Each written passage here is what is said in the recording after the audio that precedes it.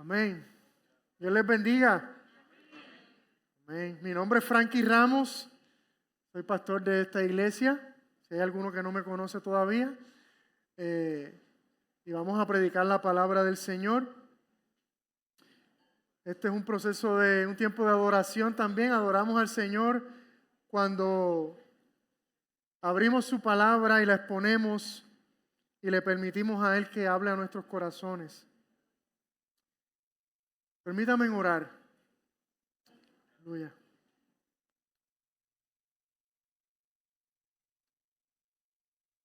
Señor, qué bueno que estás aquí en medio nuestro. Qué bueno que podemos experimentar tu amor y tu gracia y tu presencia a través de la compañía de nuestros hermanos, a través de la congregación de los santos. Gracias porque te haces presente. Así lo prometiste y así lo cumples una y otra vez. Gracias, Señor. Te hemos adorado con nuestros labios, con nuestras palmas, con nuestro cuerpo, con nuestro corazón. Y ahora queremos abrir tu palabra, Señor, y queremos adorarte a través del acto de leerla, de escucharte hablar a través de ella, Señor. Así que ayúdame en este proceso. Toma el control, Señor, y que tu palabra sea la que edifique a tu pueblo en esta mañana. Traiga ánimo, traiga gozo, traiga paz. Y también, Señor, que traiga convicción de pecado, salvación y libertad. En el nombre de Jesús. Amén y amén. Aleluya. Vaya buscando su Biblia, el capítulo 20 de Apocalipsis. Y si usted conoce bien su Biblia, usted se dará cuenta que estamos acabando. Estamos acabando Apocalipsis. Vamos hoy a reflexionar en este capítulo 20 de Apocalipsis. Hace unas semanas, ese domingo de la entrada triunfal, yo prediqué acerca de la entrada triunfal y utilicé el capítulo 19 como una figura, ¿verdad?, de cómo se vio la entrada triunfal desde el cielo.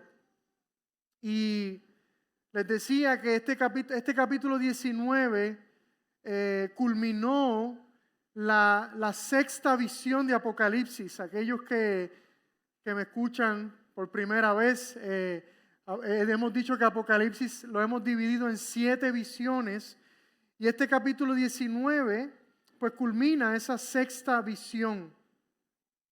Y esta sexta visión que vimos en el capítulo 19 culmina con una expresión, con un cántico de alabanza, con un cántico de adoración por la entrada triunfante de Cristo a este mundo.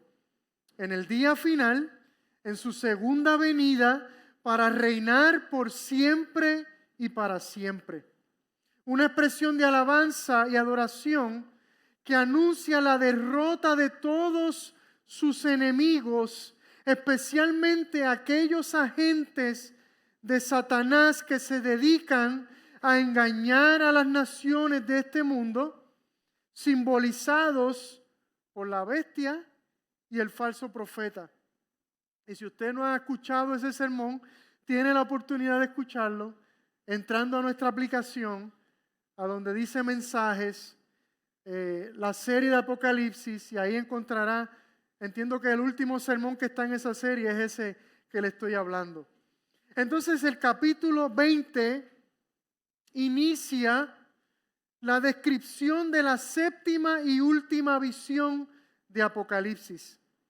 Y antes de continuar, es importante que recordemos que el acercamiento interpretativo que yo he tomado de Apocalipsis, y ya esto yo lo he mencionado varias veces, no es uno cronológico, sino uno cíclico. ¿Ok? Esto es importante que lo entendamos. O sea, que las cosas o los eventos que describe el capítulo 20 no son nuevos, sino que son una nueva perspectiva de cosas y eventos que ya hemos visto en las visiones anteriores. Por ejemplo, vamos a ver, no lo vamos a ver en detalle, pero yo le invito a que usted después en su casa lo vea. Usted va a ver un paralelismo fuerte entre el capítulo 20 y el capítulo 12, ¿verdad? Que corresponde a la cuarta visión. Dice un comentarista que es como si Juan nos estuviese mostrando, como si nosotros hubiésemos ido a visitar a Juan y él nos estuviese mostrando el álbum de fotos de su boda. ¿Ve? Y en cada página usted va a ver que diferentes perspectivas de ese evento, de un mismo evento. ¿Ve? No son cosas distintas, son diferentes ángulos de lo que pasó ese día de ese evento. Y este evento lo hemos catalogado como los últimos tiempos. Esto es importante que lo entendamos porque la forma en que yo voy a interpretar este capítulo 20 o esta séptima y última visión, sé que puede ser controversial para algunos, especialmente para aquellos que nos hemos criado en la Alianza Cristiana y Misionera con una perspectiva premilenial de la segunda venida de Cristo. Y ya mismo les explico. De hecho, les informo que este tema, hay varios temas que se están discutiendo actualmente en la Alianza Cristiana y Misionera, ¿verdad? La Junta de Directores de la Alianza a nivel de Estados Unidos ha propuesto unos cambios, una revisión a nuestra declaración de fe. Y si usted lleva tiempo en la alianza y usted no ha leído nuestra declaración de fe, usted debe hacerlo lo antes posible, ¿verdad? Para que usted sepa dónde usted está sirviendo a Dios, ¿verdad? Cada denominación tiene su declaración de fe. Así que esto está siendo ahora actualmente revisado y tan pronto como mayo vamos a estar allá en Washington State y se va a estar discutiendo estas revisiones. Y una de esas revisiones es al último estatuto, se le llama, Steven, a la última parte de la declaración de fe, que es esa que usted está viendo ahí, y es el estatuto que habla acerca de la segunda venida de Jesús. ¿Ve? Dice: la segunda venida del Señor Jesucristo es inminente, ¿verdad? Sorpresiva, nadie la espera, y será personal, visible y premilenial. Esta es la esperanza bendita del creyente y es una verdad vital que le impulsa a una vida santa y un servicio fiel. Una de las partes de la revisión que se le está haciendo a esta declaración es que se está proponiendo eliminar la palabra premilenial de esa declaración. ¿Ve? ¿Y cuál es la razón? Que ya no creemos en eso como denominación, no necesariamente. Lo que eso significa es que hemos visto que hay muchas personas, muchas entidades que aman la Alianza Cristiana y Misionera, pero no han podido unirse a la alianza porque no creen en el premilenialismo. ¿Ve?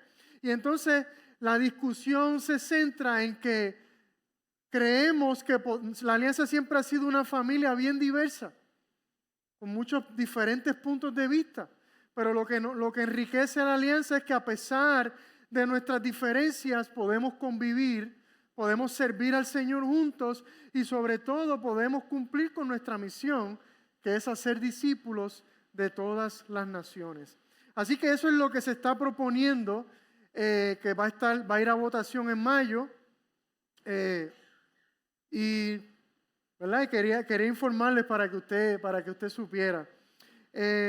También les invito a que hay un escrito en nuestra aplicación de este servidor que yo tuve que escribir para mi proceso de ordenación, Y yo le invito, cuando usted tenga el tiempo, usted entre a la aplicación y si usted va a una parte donde dice la biblioteca del pastor y entra ahí, usted va a ver varias cosas, ¿verdad? Varios libros, pero la primera pestaña dice Reflexiones Pastor Frankie. Usted va a entrar a esa pestaña, ¿verdad? Le va a salir esa pantalla y luego va a salir ese documento que usted puede leer y usted ve lo que el pastor le escribió al Comité de Ordenación y Credenciales. El pastor salió bien, ¿verdad? Porque le dieron las credenciales.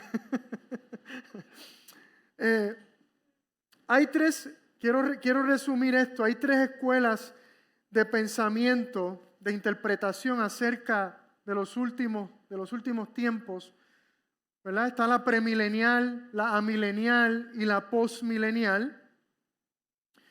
La escuela premilenio, antes del milenio, dice que el día que Jesús regrese, ese día se iniciará un periodo extraordinario de 1000 años, sea literal o simbólico, ¿verdad? Algunos piensan que es literal, otros piensan que es simbólico, justo antes del juicio final. Y ya usted podrá descifrar de qué se trata la teoría postmilenial, ¿verdad? Postmilenio, después del milenio, dice que llegará un momento al final de la historia donde iniciará un periodo extraordinario de 1000 años, de nuevo, simbólico o literal, que culminará con el regreso de Jesús. Y entonces está la tercera escuela de interpretación, que es la amilenial o no milenio, pudiéramos decir. Dice que el milenio no es un periodo al final de los tiempos, sino uno que comenzó el día de la resurrección de Jesucristo. ¿Ve? Por lo tanto, el milenio no es otra cosa que una representación simbólica del periodo de la era de la iglesia. O sea que tú y yo estamos actualmente viviendo en el milenio. Es un periodo simbólico, 1000 años, ¿verdad? Hemos hablado de que los números en Apocalipsis son simbólicos y lo que representa son muchos años, pero a la misma vez una cantidad de años predeterminada por Dios, ¿verdad? Y si usted me ha escuchado meticulosamente durante estos 2 años, debe tener una fuerte sospecha que esta es la postura que yo he adoptado personalmente. ¿Okay? Usted no tiene que estar de acuerdo conmigo y that's fine, ¿verdad? Podemos convivir, podemos servir al Señor, aunque estemos en desacuerdo en nuestra postura del milenio.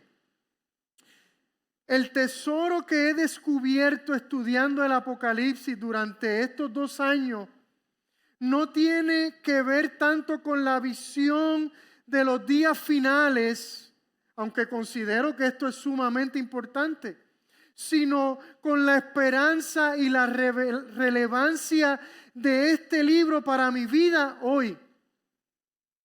No para mañana, para mi vida hoy y para la vida de la iglesia hoy.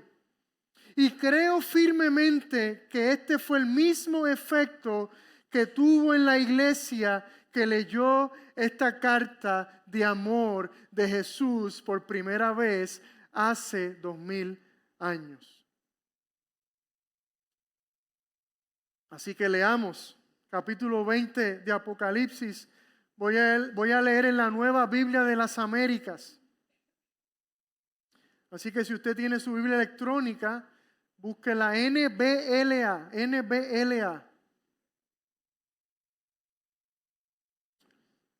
Y manténgala ahí disponible porque vamos a ir reflexionando en estos versos.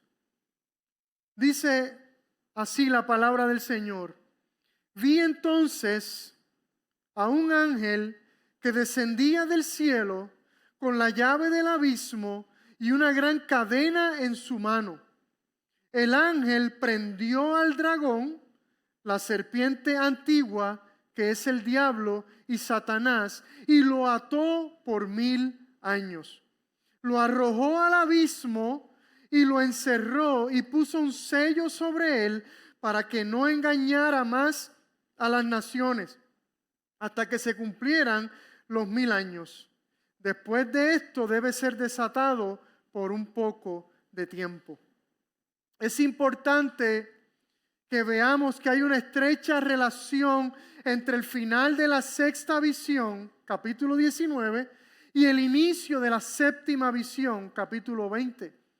La sexta visión habla de la destrucción de los agentes de Satanás, la destrucción de la bestia y del falso profeta, pero no menciona la destrucción de Satanás. Entonces, la séptima visión se enfoca específicamente en la destrucción de Satanás.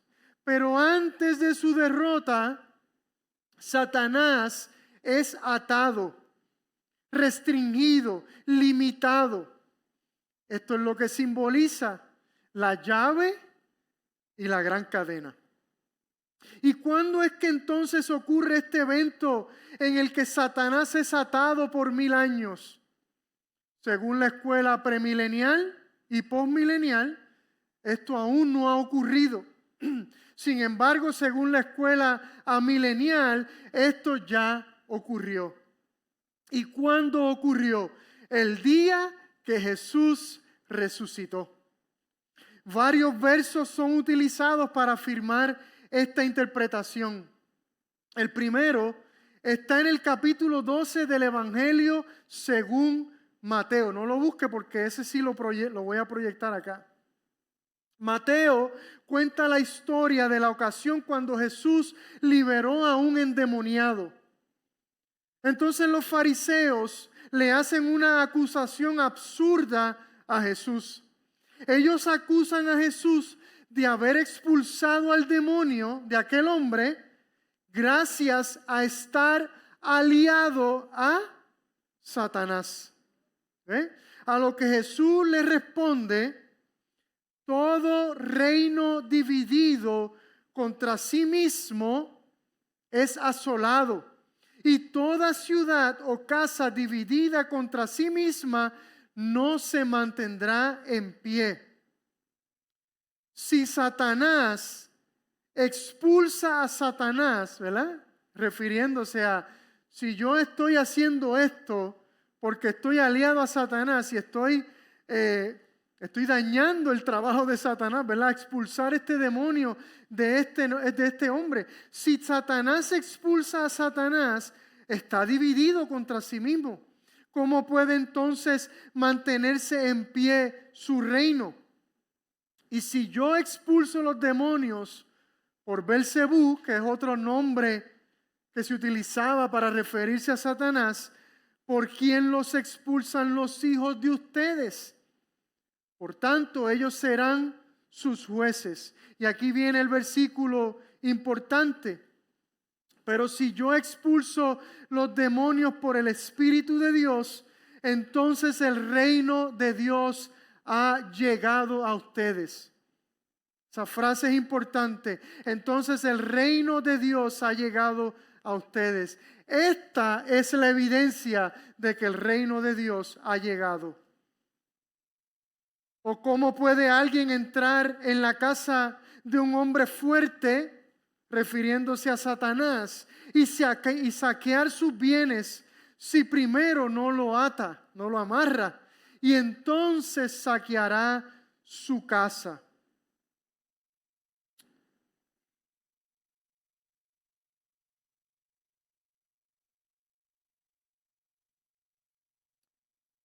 Esto fue exactamente lo que pasó el día que Jesús se encarnó y vino a este mundo.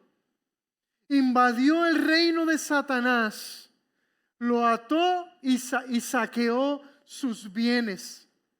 Entonces, ¿qué bendición hay en pensar que Satanás será atado en el futuro?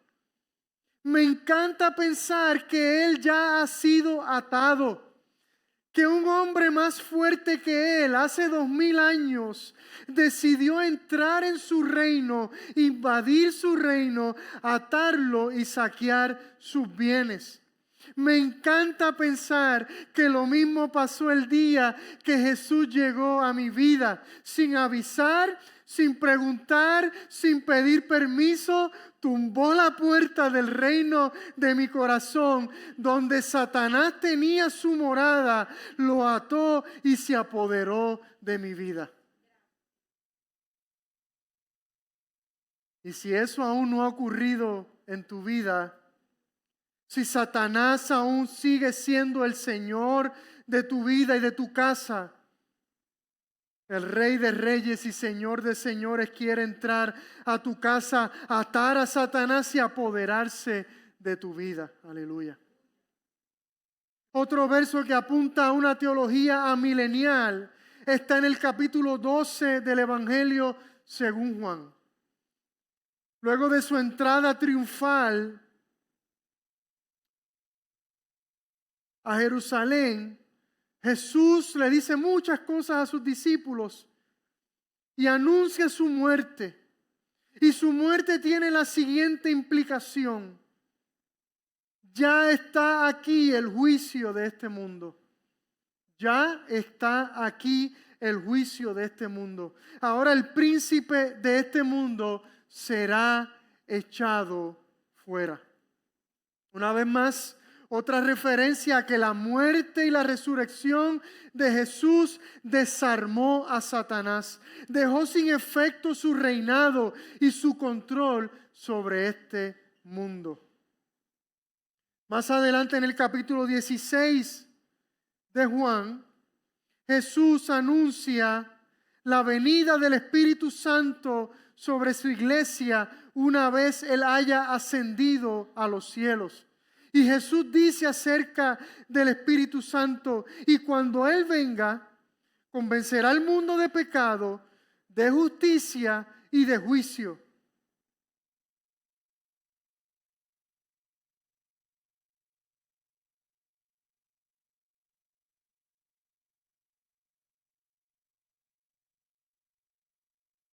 Se me trancó esto. Ahí está. De pecado, porque no cree en mí. Cansada la computadora. Están saliendo, hay problemas acá. Y de justicia, porque yo voy al Padre y ustedes no me verán. Y de juicio, porque el príncipe de este mundo ha sido juzgado. Porque el príncipe de este mundo ya ha sido juzgado. Y finalmente, otro verso que apunta a una teología amilenial está en la carta del apóstol Pablo a la iglesia de los Colosenses. Pablo aprovecha esta carta para recordarles el evangelio a la iglesia, como siempre acostumbra hacer, y las implicaciones de la obra redentora de Jesús en la cruz. Todos los hechos que Pablo menciona en esta porción de su carta fueron cumplidos el día de la resurrección de Jesús. No es que se cumplirán al final de los tiempos, es que ya se cumplieron. Colosenses capítulo 2, verso 13 dice: y cuando ustedes estaban muertos en sus delitos y en la incircuncisión de su carne, Dios les dio vida juntamente con Cristo, habiéndonos perdonado todos los delitos. Ya eso pasó, eso no va a pasar, eso ya pasó. Verso 14, habiendo cancelado el documento de deuda que consistía en decretos contra nosotros y que nos era adverso, y lo ha quitado de en medio, clavándolo en la cruz. Y habiendo despojado a los poderes, y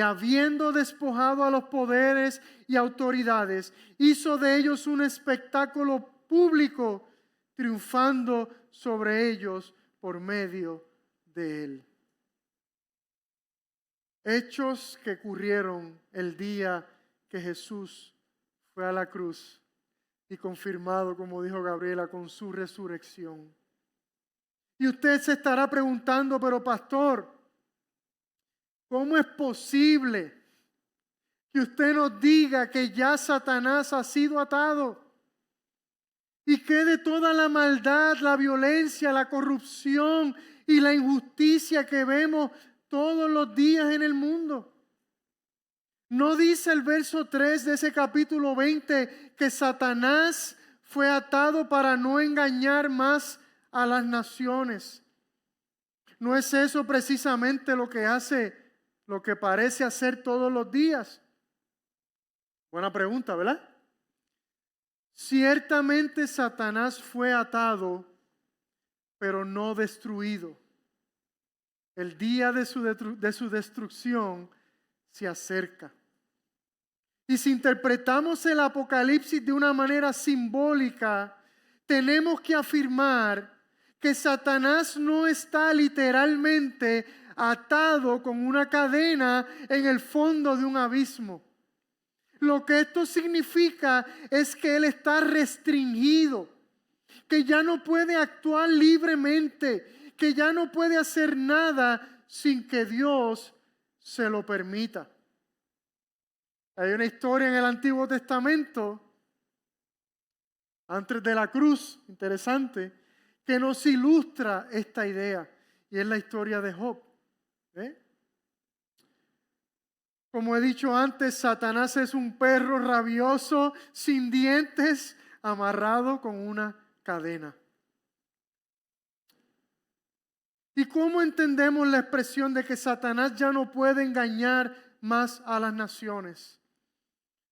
Según un comentarista, esto lo que significa es que ya Satanás no puede evitar que el evangelio se esparza por todo el mundo. Ya no puede detener la obra misionera, ya no puede detener el establecimiento del reino de Dios. Aleluya.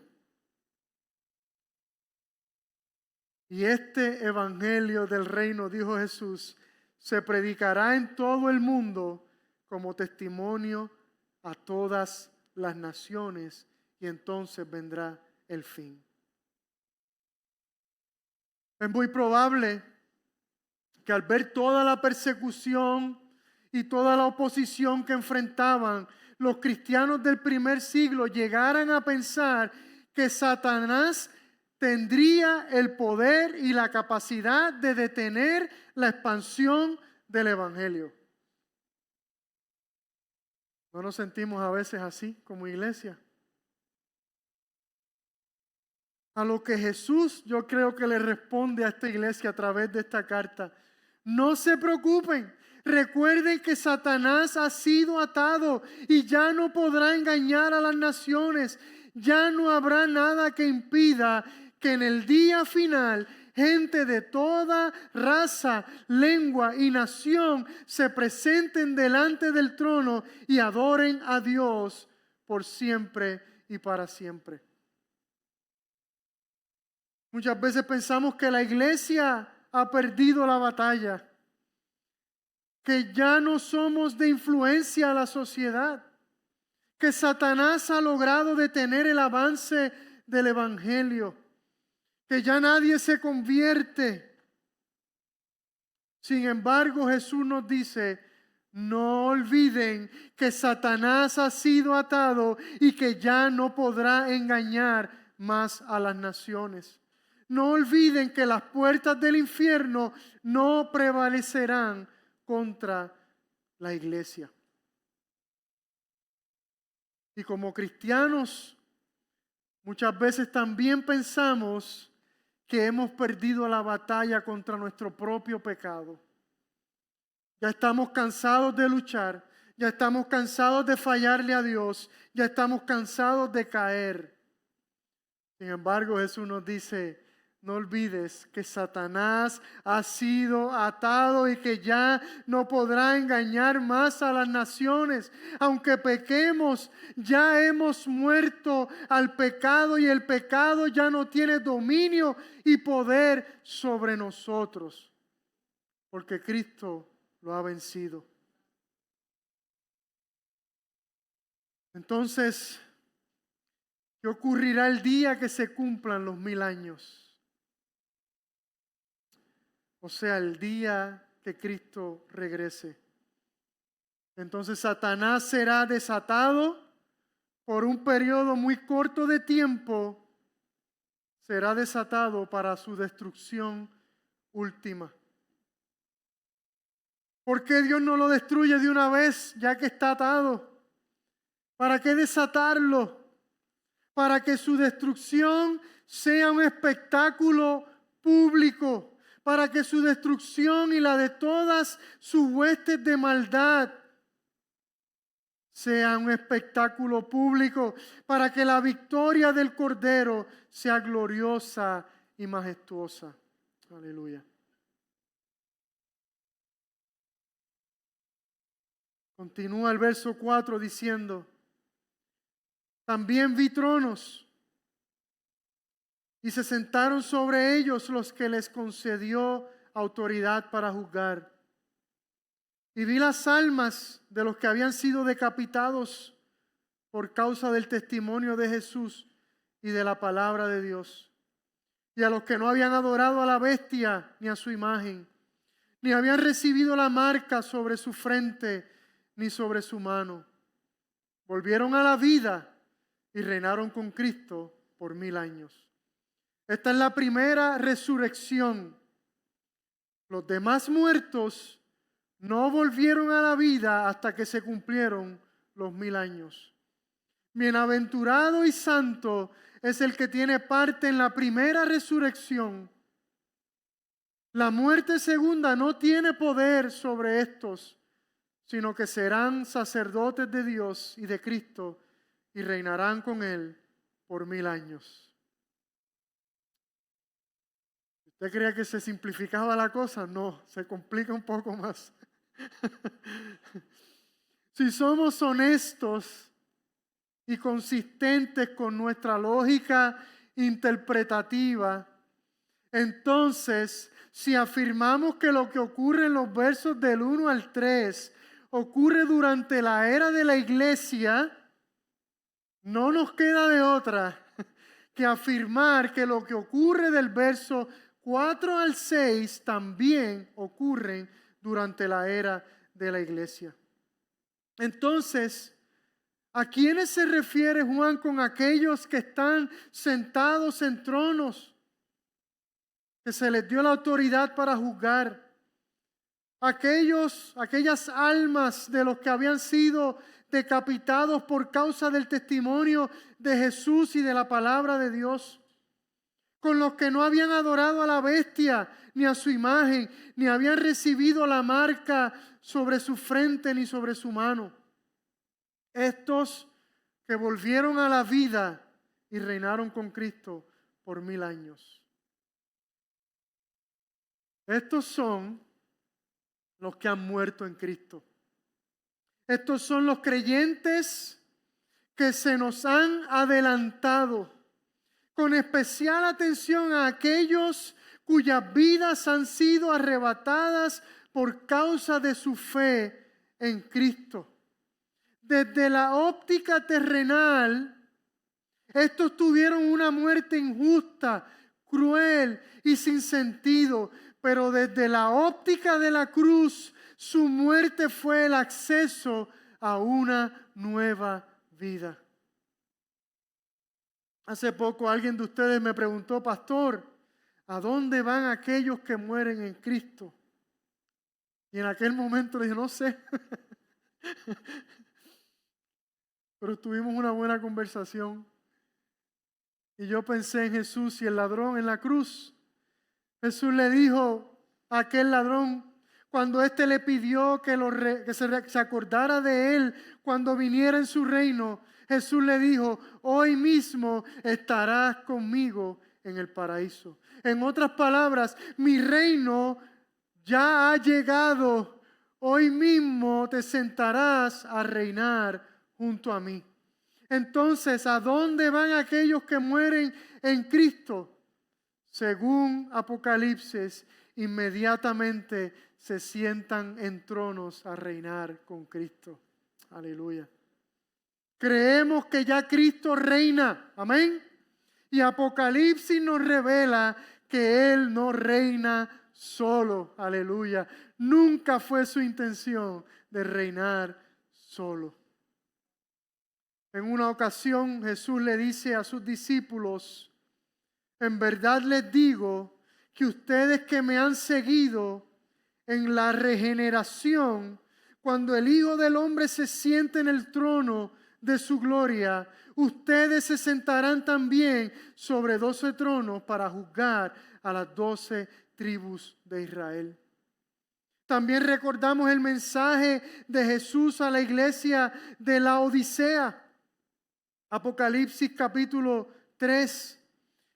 Y les dice: al vencedor le concederé sentarse conmigo en mi trono, como yo también vencí y me senté con mi Padre en su trono. Por eso las huestes celestiales cantan un cántico nuevo.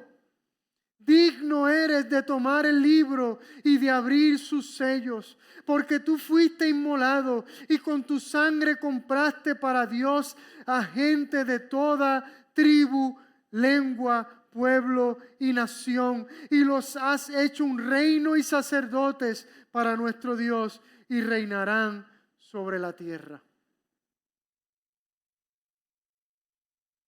Pero cuando estos volvieron a la vida, según el verso 4, en un instante cerraron sus ojos a la vida terrenal y en ese mismo instante abrieron sus ojos a una nueva vida. Aleluya.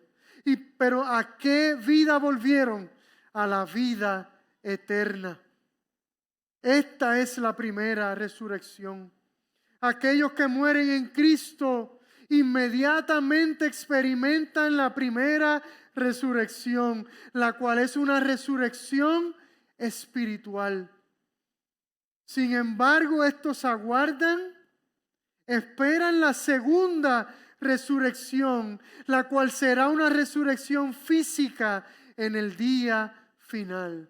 La primera resurrección, una resurrección espiritual. La segunda resurrección, una resurrección física, cuando resuciten con cuerpos glorificados, como el cuerpo del Cristo resucitado.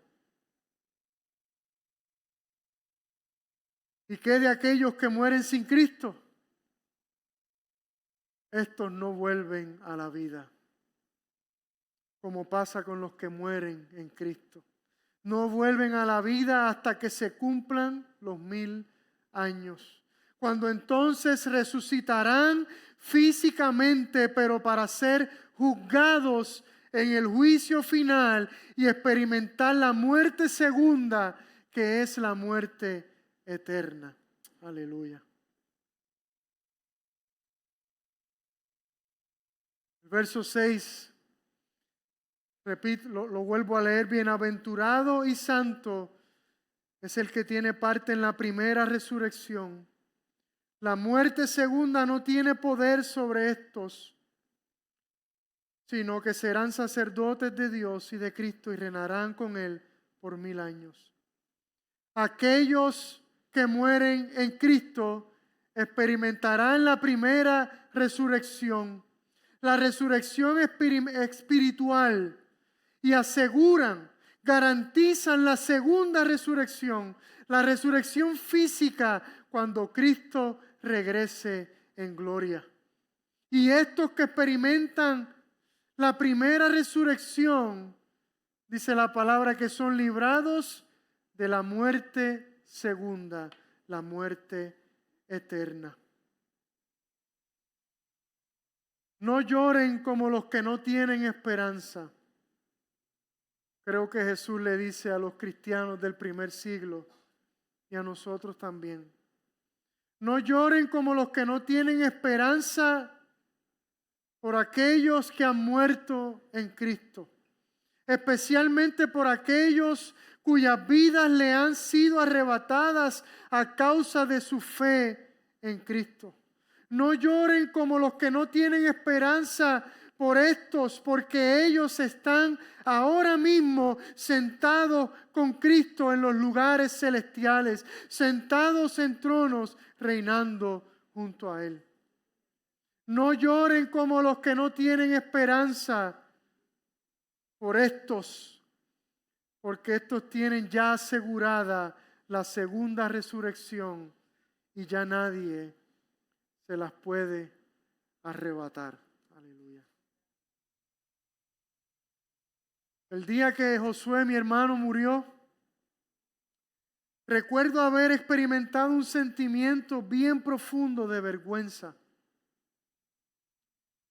Y claro, ahora sé que esto es parte intrínseca, ¿verdad?, del duelo, del lamento. Pero creo que la realidad es que en ese momento sentí la vergüenza de la muerte. Porque la muerte desde la óptica terrenal es realmente una derrota y un fracaso. Y solo el poder del Evangelio de Jesucristo puede cambiar esa vergüenza de la muerte en esperanza y vida. Ahora entiendo que la muerte de mi hermano no fue un fracaso, sino una victoria. Porque ahora veo su muerte desde la óptica de la cruz. Porque Josué, mi hermano, murió en Cristo. Y ahora sé que aquella muerte repentina, inesperada, desembocó en su primera resurrección. Y ahora sé que está sentado, reinando junto a mi Cristo, esperando la segunda resurrección. Aleluya. ¿Ve por qué el Apocalipsis vale la pena entenderlo en mi contexto hoy? Ahora entiendo por qué el apóstol Pablo dice, porque para mí el vivir es Cristo y el morir es ganancia. El evangelio de Cristo no es un evangelio de muerte, de miedo. Es una buena noticia, pero ciertamente tiene serias implicaciones para la vida hoy. Es en esta tierra, es durante el milenio que tenemos la oportunidad de decidir en dónde y cómo pasaremos la eternidad. Porque una vez experimentemos la primera muerte, ya no habrá más oportunidad. Y la cosa se complica cuando reconocemos que comparado con la eternidad, esta vida terrenal es solo un suspiro. Un día moriremos. Unos adelante, otros después. Ahorita recordaremos 3 personas muy amadas de esta iglesia que pasaron a morar con el Señor. Un día moriremos, nos enfrentaremos a ese proceso. Partiremos de esta tierra. Y la pregunta es si en ese momento estaremos preparados para experimentar la primera resurrección. Aleluya.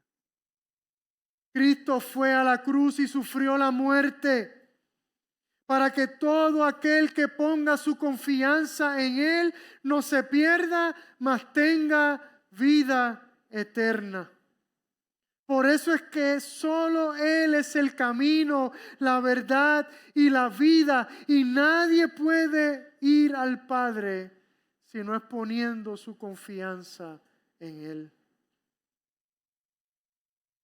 Por eso en la Alianza Cristiana y Misionera tenemos una misión: seguir proclamando y llevando el Evangelio a aquellos que aún no han experimentado la nueva vida en Cristo, aquí, allá y en todo lugar, porque el tiempo se agota. El tiempo se agota.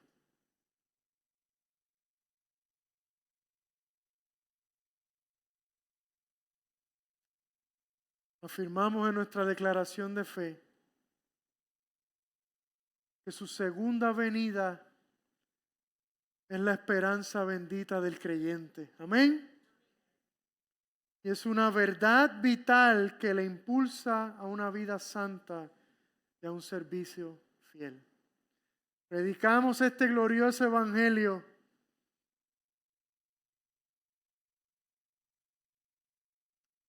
porque clamamos y llamamos al perdido a que venga a la cruz de Cristo y le conozca.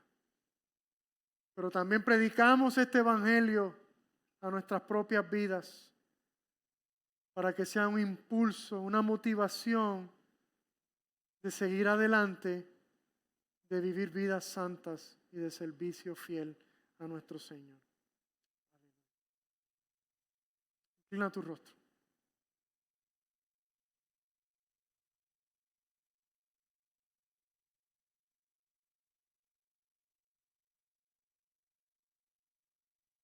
Gloria a Dios.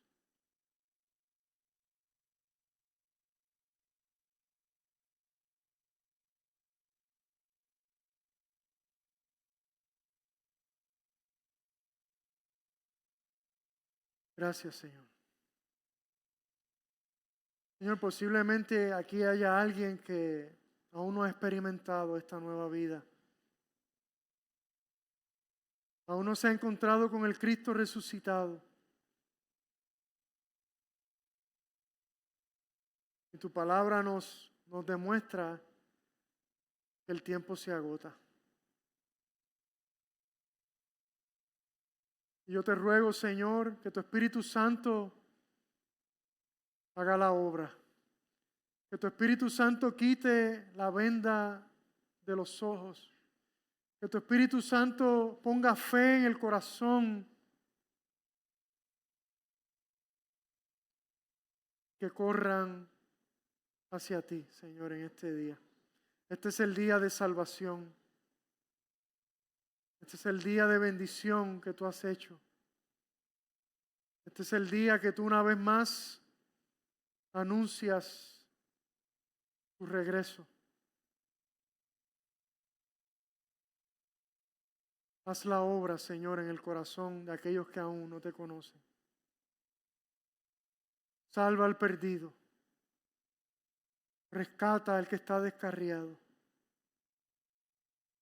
Espíritu Santo, hazlo para tu gloria y para tu honra.